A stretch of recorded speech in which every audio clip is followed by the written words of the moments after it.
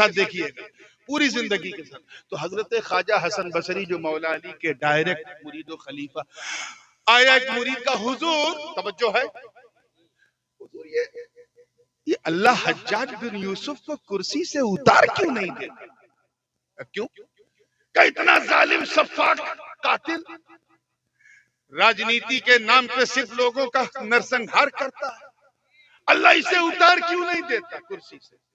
تو حضرت خواجہ حسن بصری نے سر اٹھایا، چہرے پر جمال اور جلال کا ایک مشترکہ رنگ آیا اور فرمایا سن، ما جاء الحجاج الا بذنوبنا، کہ حجاج بن یوسف صرف ہمارے گناہوں کی وجہ سے آیا.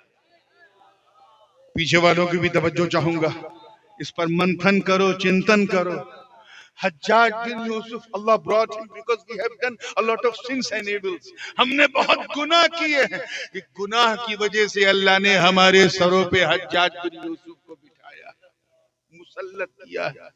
ذرا سوچو پیلی بھیت والو، قرب و جوار والو، درگاہ شاہ جی کے سے اپنی جبین نیاز کو متعلق رکھنے والو، ذرا سوچو، غور کرو، چنتن کرو، منتھن کرو، تدبر سے کام لو کہ آج سے لگ بھگ 14.25 یا 1400 برس پہلے جو بھی مٹھی بھر گنہگار تھے، انہیں دیکھ کر خواجہ حسن بصری نے کہا کہ انہیں سبق سکھانے کے لیے اللہ نے حجاج جیسا ظالم سلطان مسلط کیا ہے. آج کے گنہگاروں کو دیکھتے تو کیا کہتے؟ یہ چلتے پھرتے اٹھتے بیٹھتے راتوں دن گناہ میں، شراب شباب اور کباب میں اپنی زندگی بسر کرنے والے نوجوانوں کو دیکھتے تو کیا کہتے؟ یہ نماز روزہ تلاوت چھوڑ کر فیس بک، انسٹاگرام، ٹویٹر اور واٹس ایپ پر مکھی مارنے والی اس نسل کو دیکھتے تو کیا کہتے؟ یہ ماں باپ کی آنکھوں میں آنکھیں ڈال کے ان کی بے حرمتی کرنے والی اس نوجوان نسل کو دیکھتے تو کیا کہتے؟ یہ بلا جھجک کہیں بھی کچھ بھی مل جائے بغیر تحقیق کے کھا لینے والی اس نالائق نسل کو دیکھتے تو کیا کہتے؟ اب اگر آج تم یہ محسوس کرتے ہو کہ تم پہ کوئی مسلط، تم کسی کی جارحیت کے شکار ہو، so you don't have a right to ask، تمہیں پوچھنے کا کوئی حق نہیں ہے، یہ تمہاری کرتوتوں کا پھل ہے. اگر پورے سیناریو کو بدلنا ہے تو رب کی بارگاہ میں رجوع کرو، توبہ کرو، گڑ گڑاؤ، آنسو بہاؤ اور اللہ سے ڈرنا شروع کرو. تم اللہ کے قریب ہوتے جاؤ گے، مولا کی قربت اس ظالم کو اٹھا کے بے شک. سبحان اللہ، سبحان اللہ. نعرہ تکبیر، نعرہ رسالت، نعرہ غوثیت، فیضان شاہ جی، کرامات شاہ جی، قطب الاقطاب کانفرنس، نعرہ تکبیر، زندہ باد، زندہ باد.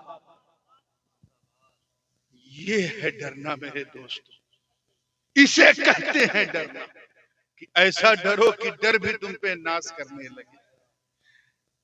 جتنا تم اللہ سے ڈرو گے اتنا وہ تم سے ڈرے گا. اللہ پاک کا ارشاد ہے، ظہر الفساد فی البر والبحر بما کسبت ایدی الناس لیذیقہم بعض الذی عملوا لعلہم یرجعون. دنیا میں فتنہ و فساد بپا ہو گئے تمہاری اپنی کرتوتوں کی وجہ سے، اور اللہ نے یہ تم پہ مسلط کیا تاکہ تمہیں مزہ چکھائے ان چیزوں کا، اور یہ مزہ چکتے چکتے وہ دن بھی آئے کہ تم اللہ کی بارگاہ میں رجوع کرو. تو یہ سب جو آزمائشیں ہیں وہ اس لیے کہ وہ بڑا رحمان ہے، وہ نہیں چاہتا کہ اس کے نبی کا کوئی امتی جہنم میں جائے اور جنت میں جانے والے ہمارے کام نہیں ہیں، تو ہمیں آزمائش میں ڈالتا ہے تاکہ یہ آزمائش ہمیں مولا کے قریب کر دے. یہ آزمائشیں ہی ہیں. کسی کو یہ قربت خوف خدا سے حاصل ہوتی ہے، کسی کو یہ قربت نسبت مرشد سے حاصل ہوتی ہے. اسی لیے کہا وَكُونُوا مَعَ الصَّادِقِينَ، سچوں کے ساتھ ہو جاؤ. سچوں کے ساتھ ہو جاؤ یعنی اچھوں کے ساتھ ہو جاؤ. اس نقطے کو بھی سمجھنے کی ضرورت ہے. یہ ساتھ ہو جاؤ کہا ہے، اس کی تفصیل آپ جو چاہیں کریں لیکن صرف ساتھ ہو جاؤ. یہ نہیں کہا کہ ان سے علم حاصل کرو، یا ان کی صحبت میں بیٹھ کے رموز و اسرار کی باتیں سنو، نہیں، صرف ساتھ ہو جاؤ۔ رات زیادہ ہو گئی مجھے اندازہ ہے، لیکن چلو تھوڑی دیر ساتھ ہو جاؤ۔ تم میرے ساتھ ہو جاؤ، میں ان کے ساتھ کر دوں گا۔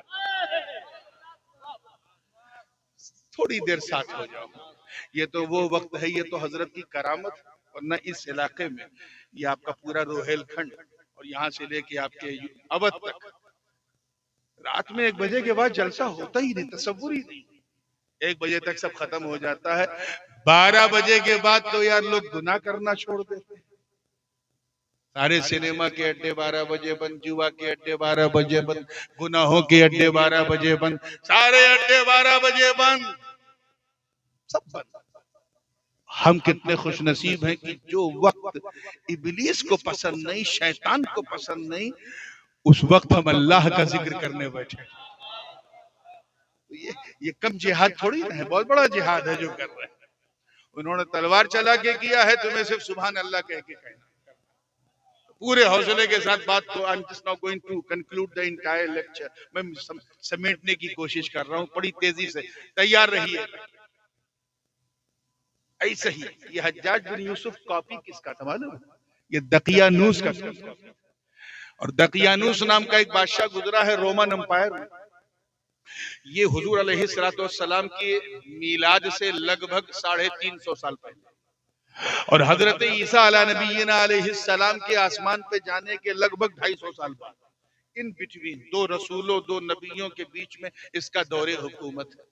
ستاروں کی پوجا کرتا تھا، سب کو ستاتا تھا، مارتا تھا، وہی کام کرتا تھا جو بعد میں حجاج نے کیا اور آج وقت کا حجاج کر رہا ہے۔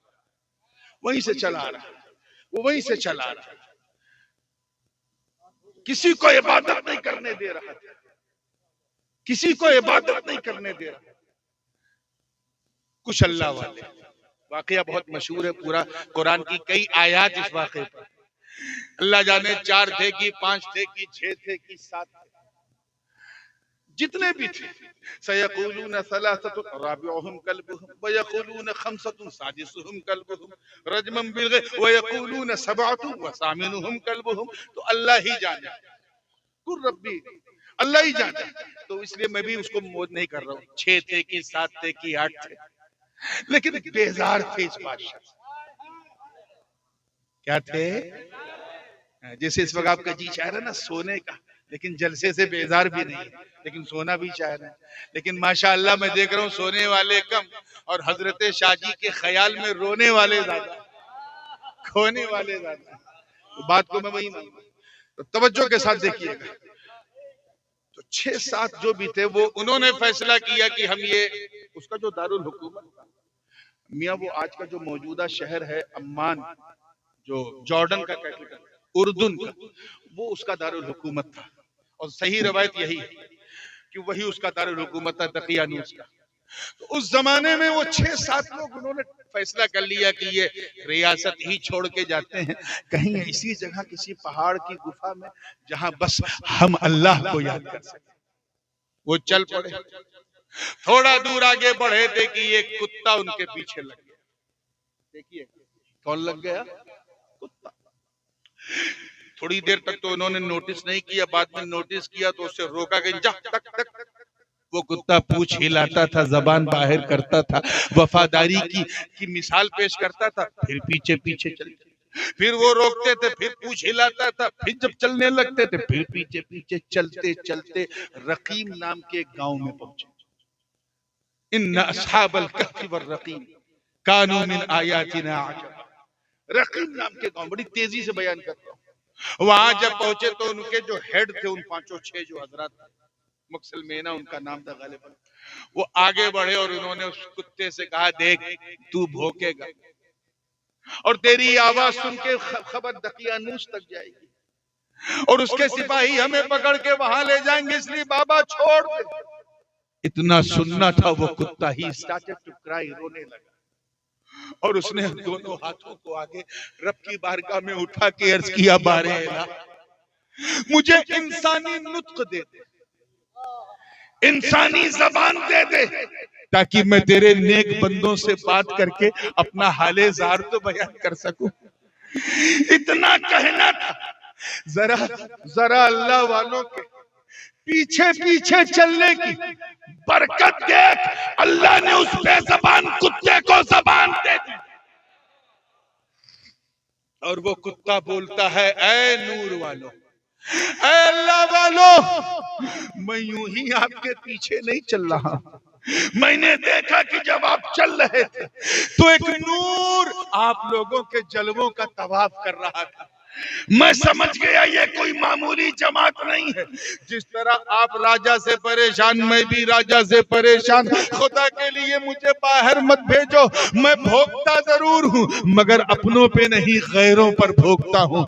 میں کچھ نہیں کروں گا، بس اپنا ساتھ نہ چھوڑو، اپنا ساتھ نہ چھوڑو. آگے وہ کتا کہتا ہے جس کا نام قطمیر تھا، کہتا ہے واللہ انی احب الصالحین، قسم خدا کی میں اللہ والوں سے بڑی سچی محبت کرتا ہوں. اتنا کہنا تھا، ان بزرگوں نے کہا چلو میرے پیچھے پیچھے. پہاڑ آیا کہف کا، چڑھتے چڑھتے چڑھتے چڑھتے جب گفا کے قریب پہنچے، وہ سب کے سب گفا میں داخل ہوئے. کتے کو اپنی حد پتہ تھی، وہ گفا میں نہیں داخل ہوا، دہانے پہ بیٹھ گیا. اس کا بیٹھنا کیونکہ قرب اولیاء میں تھا.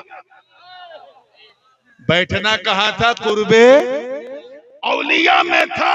اس قربت و نسبت نے اس کتے کی بیٹھک کو بھی اللہ کے مقدس کلام کا عنوان بنا دیا.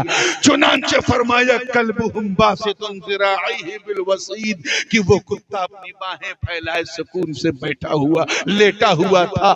اندر وہ گئے، سو گئے، نیند آ گئی. کیا ہو گئی؟ ادھر پیچھے چلنے کی برکت دیکھ ان کے کتے کو بھی نیند آ گئی.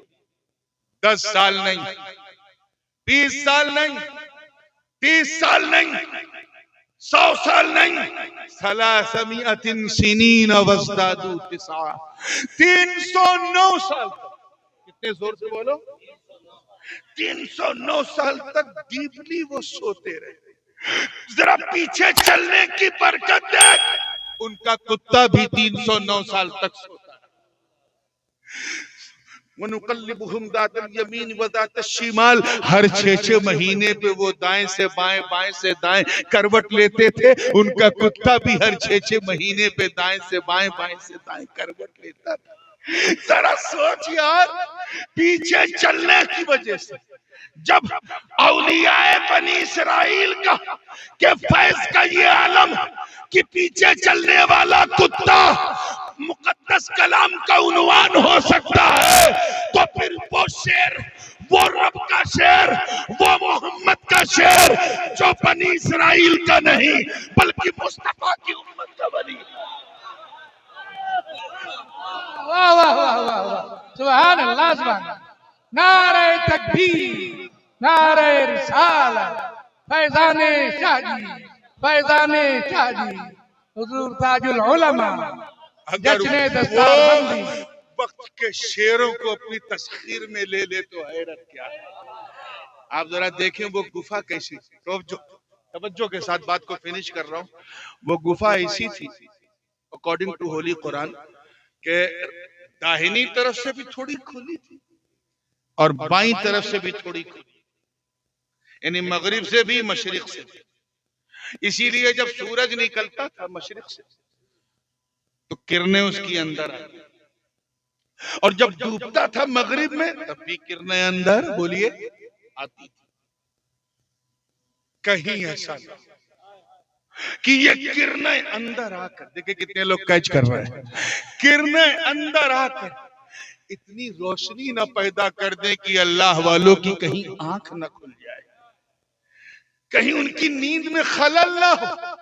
اللہ کی شان دیکھ، اللہ نے ان اولیاء بنی اسرائیل کے لیے پورے نظام فلکی کو بدل دیا. چنانچہ قرآن کی آیت پکار اٹھی وَتَرَى الشَّمْسَ اِذَا طَلَعَتْ تَزَاوَرُ عَنْ كَهْفِهِمْ ذَاتَ الْيَمِينِ وَإِذَا غَرَبَتْ تَقْرِضُهُمْ ذَاتَ الشِّمَالِ وَهُمْ فِي فَجْوَةٍ مِّنْ. سورج جب نکلتا تھا تو کرنیں اندر نہ آویں، اللہ اسے داہنی طرف پھیر دیتا تھا. جب ڈوبتا تھا تو کرنیں اندر نہ آویں، اللہ اسے بائیں طرف پھیر دیتا تھا.